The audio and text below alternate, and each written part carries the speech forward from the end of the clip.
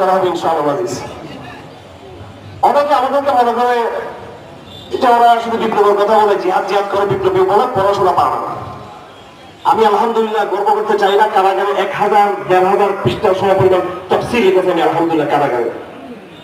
এবং অনেকে বলে যে আমি বাংলা চর্চা করে আরবি পারে না। এটা আমি আমার শ্রদ্ধেয় শিক্ষক এনে আল্লাহ আমাদের শেখ হাফিজুল্লাহ রয়েছেন, উনি আমার আবু দাউদের উস্তাদ। যে বছর আমি হাটাজাতে পড়ি সে বছর নাসাই শরীফ পড়িয়েছিলেন আমার আহমদ শফি রহমতুল্লাহ শাহুল ইসলাম, উনি নাসাই শরীফ পড়াতেন আমাদেরকে জীবনে পড়ে। এবং বুখারী শরীফ আমরা পড়েছি হযরত মাওলানা আব্দুল্লাহ বিন সাউদ রহমতুল্লাহ আলাইহি, মুসলিম শরীফ পড়েছিলাম হযরত মাওলানা মুফতি আজম মাহমুদ রহমতুল্লাহ আলাইহি আছে। এটা 94 সালের কথা।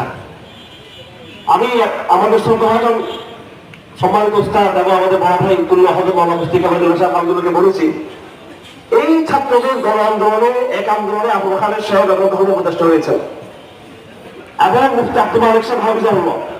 আমি বিশেষ করে মেধাবী ছাত্রদের উদ্দেশ্যে বলতে চাই, যারা মনে করেন রাজপথে হুঙ্কার দেওয়া এগুলো মেধাহীন ছাত্রদের কাজ, ওইগুলো যারা টাউট ছাত্র এদের কাজ। ভারত ছাত্ররা এই সমস্ত নিরবতার মধ্যে নেই। আজকে যদি এই সংগ্রামী ছাত্ররা যদি রাজপথে না নামতো, বিগত বছর 2024 সালের 17 জুলাই যখন ছাত্ররা মিছিল করতেছিল আমাদের মাদ্রাসার সামনে, আমাদের কিছু ভাইরা ঢাকা চট্টগ্রাম থেকে বলা শুরু করছে এটার সাথে আমরা একাত্ম না। তারা মনে করেছিলেন হাসিনা ফেরাউন বাংলাদেশের থেকে যাবে, কিন্তু আল্লাহর ফয়সালা ছিল এবার আল্লাহ পাক এই ফেরাউনকে প্রধানত করবেন, ফেরাউনকে ধ্বংস করবেন, আল্লাহ সিদ্ধান্ত ছিল সেটা।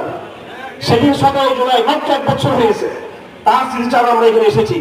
ওই দিন হানাদার যে সমস্ত ছাত্ররা রাজপথে নেমেছিল এবং তাদের ধারাবাহিকতায় ইলিয়াস ভাই যেটা বলেছে যাত্রাবাদী অগ্নিকর্ম পরিণত হয়েছে, সেটা ছিল হানাদার মাদ্রাসার প্রথম ডাক।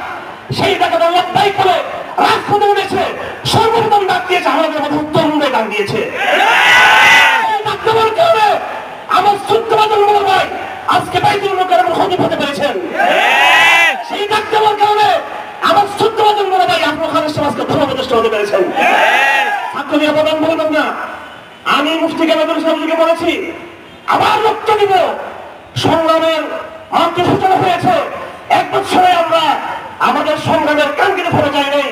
ভারত তার সকল শক্তি আমাদের কিন্তু নিয়োগ করেছে।